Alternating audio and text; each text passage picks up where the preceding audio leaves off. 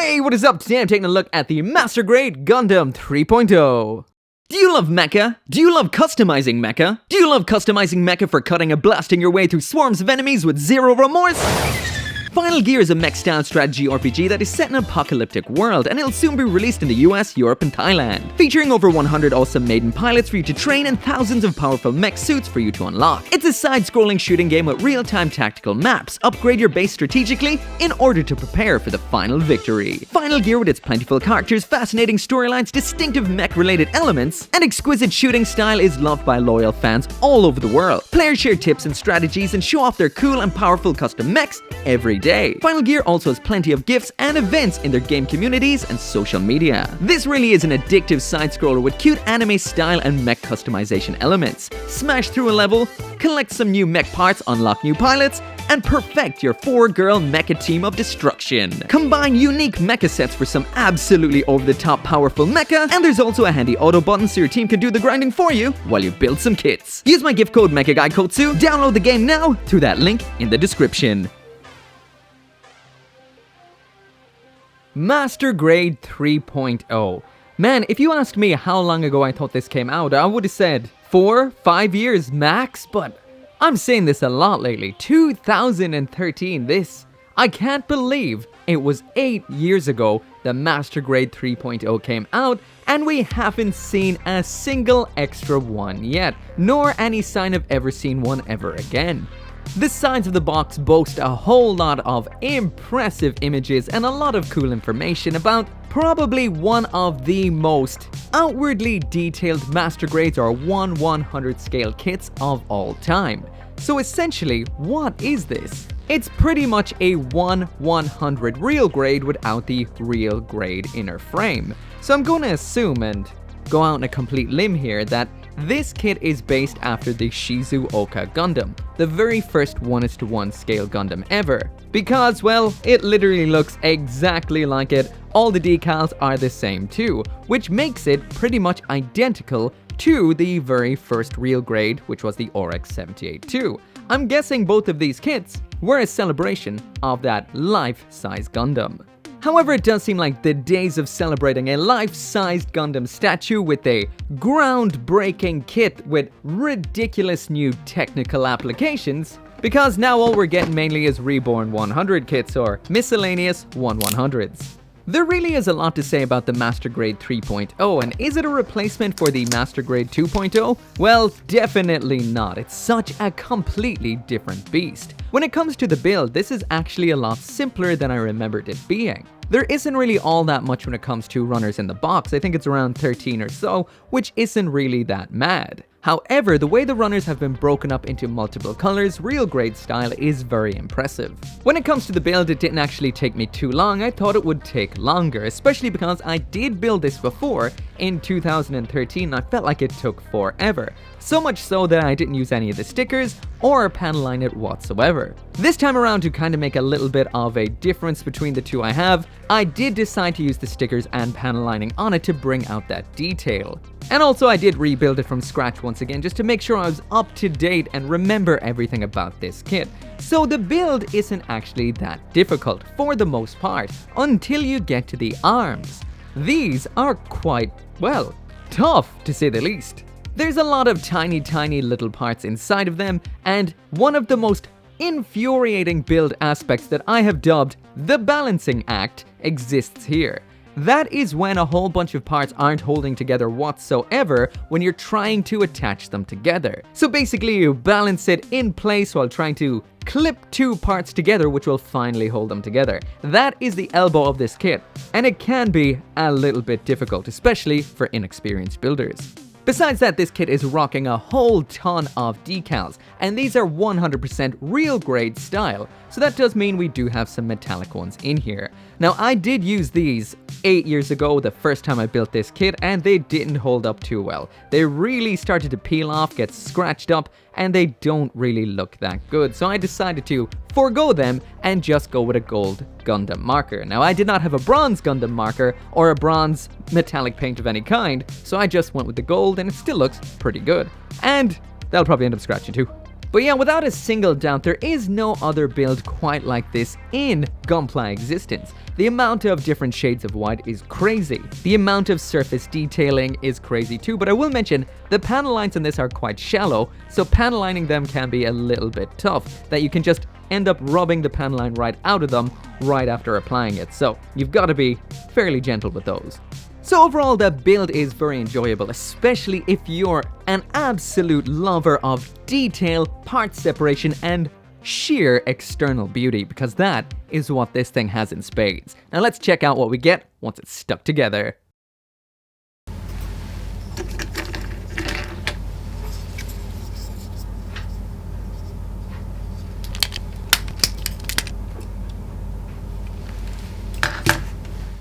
Now jumping into the overview of absolutely everything that comes in the box, and as well as the Master Grade Granddaddy 3.0, we've got a shield, bazooka, beam rifle, beam sabers, which is pretty much the standard Gundam loadout, as well as a full transforming core fighter, base adapter, and a leftover Amuro Ray from some of the older runners, because there are two reused runners from the older Oryx 78-2, I think the 2.0, but anyway. But that is enough about what is here, let's check out the Granddaddy itself first.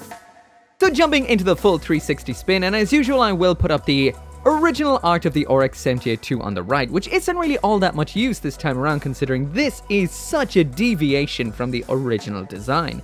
The color separation on this is phenomenal. I will mention that the almost beige-ish off-white in the upper arms, that is actually a sticker, but the rest of that multiple shades of white through gray, that is all part separation. Actually, the majority of what you're seeing on here is part separation. So I'm going to throw up the Shizuoka Gundam as well, just so you can see it, because this pretty much is a replica of that, with all of the cool details, the stickers, etc. And I'm just going to wind back a little bit and show you the other version I have, which has nothing done to it whatsoever. So this is what it will look like out of the box, but there is so much hidden panel lining in here that it really is worth your time putting in the extra effort. But seeing as I had it handy, that is what it will look like blank, just in case that's what you plan to do. I did use the stickers on the joints of this one, but they did scratch up over time, which doesn't look that great. And honestly, the extra couple hours put into adding all the decals, the panel lining, etc. is so worth it. It really brings this to a whole different level completely. This is phenomenal to look at. Even has those little happy knees too. So there is only one minor doubt point about this kit, and that is the fact that there is no color in the eyes, and there is no option for colors in the eyes either. That is because this kit can be used with a LED unit, which is sold separately, not included in the box. I do have one of these handy, but the one thing that just always seems to happen with these is they never work for me. They work for the first little while, but then, you know, after a few years or whatever, even after a few hours, they just stop working. So I put some fresh batteries in, it just will not work. This is an orange one. It came out of Gypsy Avenger, if I'm not mistaken, but it ain't working anymore. Bandai, do better. So now jumping in for a closer look, and this is phenomenal. No matter where you look on this, there is something really nice to see. If it's a little bit of panel detailing, some hatch detailing, some nice little subtle panel lining, that are those little dashes and segments that just make it look so well realistic, like real paneling, that this is affixed on via screws or bolts or something similar to that. Again, the color separation on this is crazy. This, I know, for a lot of people is either a good thing or a bad thing. Either it adds a real world kind of look to it, or it kind of adds a bit of a weird patchworkness. That, well, why would you have a whole bunch of different colors on something that you essentially painted, right? Gundarium does not come in a whole host of different colors, so this is painted. Why would they paint it in a bunch of different colors like this except, well, to visually separate hatches maybe? Either way, I think it looks great. When it comes to the decals, I have barely scratched the surface of the actual sheet you get in here and still have gotten so much out of this. These are real grade style decals and pretty much identical to the decals on the real grade. Again, it has those happy knees. However, if you are a bit of a stickler, these may annoy you a little bit because they are stickers, which means there is a border around them that you can see. And some of this kind of bothers me because up on the shoulders even, we have those decals that could have fit across the entire surface, but they left a millimeter off up top, which means you can actually see that it's a sticker. If that millimeter wasn't there, it wouldn't be as obvious. But still, these do add a lot of flavor, aren't very noticeable from a distance, but if you like getting up very, very close, you will notice them. I don't know if there's water slides around for this particular kit or not, but those would be a little less noticeable. When it comes to looking at a Gunpla, eventually, if you're like me, your eyes drift towards the head. It's, I guess, a weird human element to what a Gundam is. This has so much separation up on the head. Once again, we've got multiple shades of white. The Vulcans in the head are cast in yellow, so they're poking through. And the grey either side of the face, which is that kind of venting, that is also color separated. So this does look incredible. Once again, I do not have an LED to light up those eyes right now, but I'm sure that would make it look a whole lot better. So when it comes to nubs, molds, and seams on this particular kit, they are quite prevalent. Even though this kit, technologically speaking, is very, very awesome, it does have some old school aspects like a lot of surface nubs, so you're going to have to take a little bit of extra care cleaning those up not to pockmark and damage the surface of your kit. And there are quite a few mold lines if you do get in quite close. When it comes to seams, they're all panel separations, so there's nothing really to see there. On the whole though, looks phenomenal. There are some other additional aesthetic elements to this. Bend the knees, we get some nice armor separation here and there. Very technical looking. Same goes in the very detailed elbows that we have on this kit. This kit also has those perfect grade style hands, which means every single element of these is articulated. However, I've always felt that these look a little bit big. That's why I've always called it the Gorilla Hands 3.0. They are massive.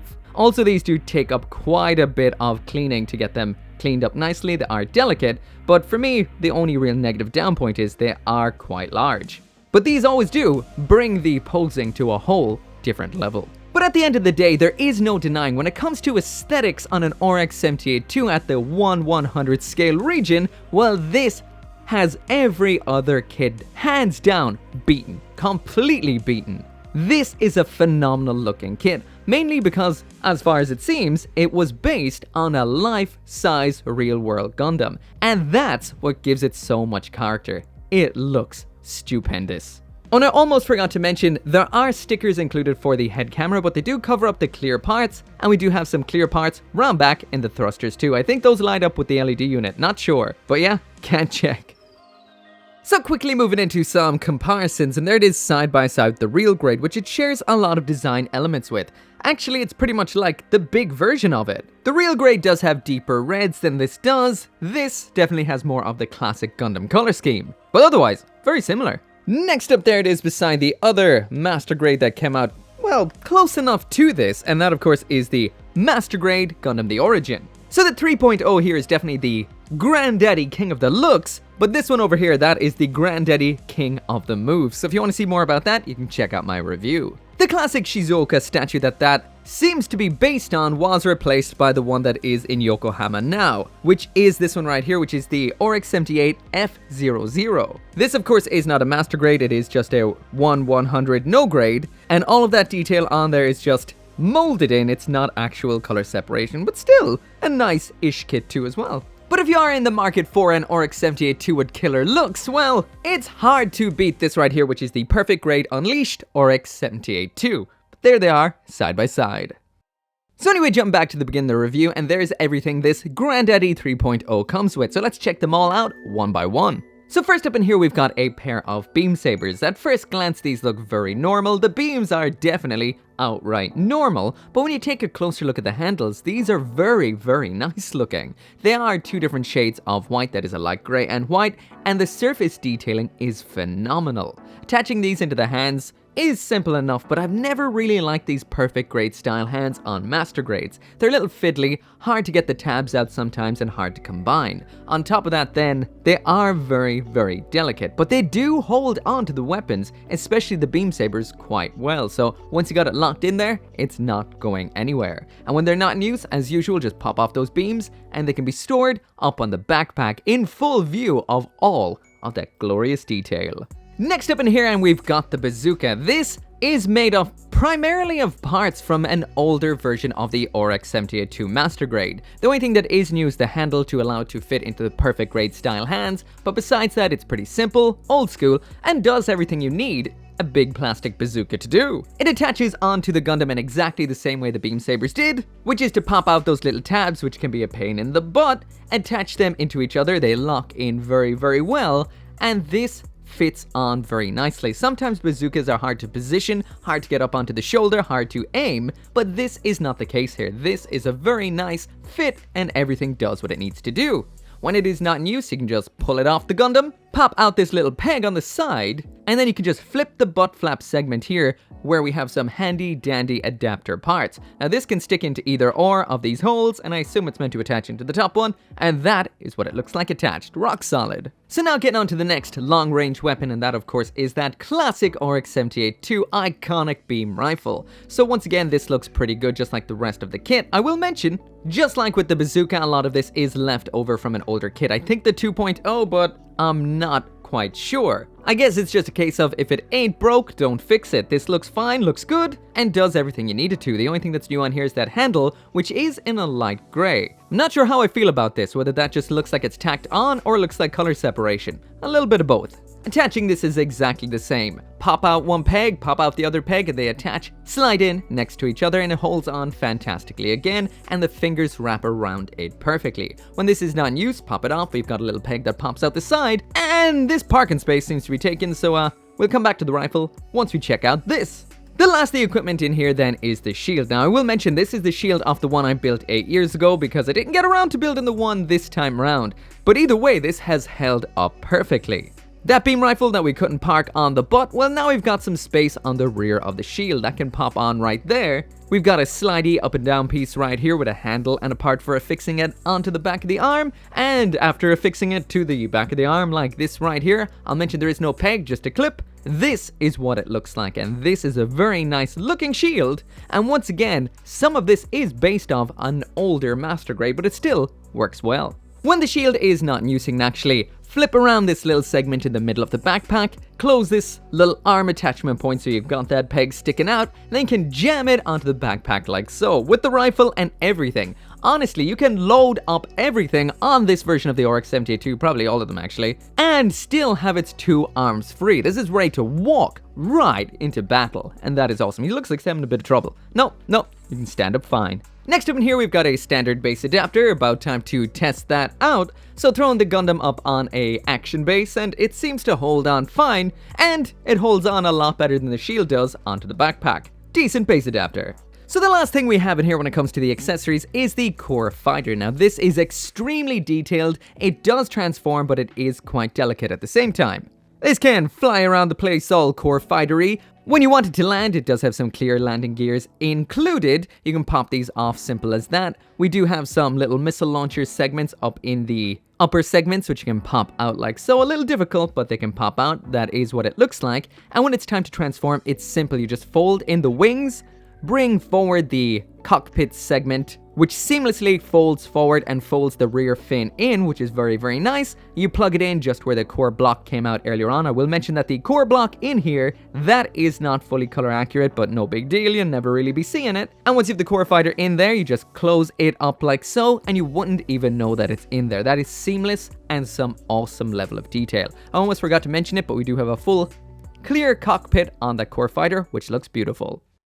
So anyway, that right there is it for the review, and yes, I did skip out on the articulation, so I will be throwing up some test poses while I talk about the goods, the bads, and the rating that this kit is gonna get. So once again, this kit is quite old, so skipping out on the articulation isn't that big of a deal. I actually just literally ran out of time tonight to actually get around to that. But anyway, going through everything about this kit, and when it comes to the aesthetics, there is no denying this is a 1/100 scale replica of the 1:1 scale Shizuoka Gundam from way back when, and it looks phenomenal, mainly because it is based, as far as I know, on something that existed in reality. I don't think there is an Oryx 78-2 that looks nearly as nice as this does. So if you're looking for an Oryx 78-2 that looks phenomenal, once again at 1/100 scale, this really is a feast for the eyes, and the build is a lot of fun. We'll mention the arms can be a little bit difficult, but besides that, it isn't so bad.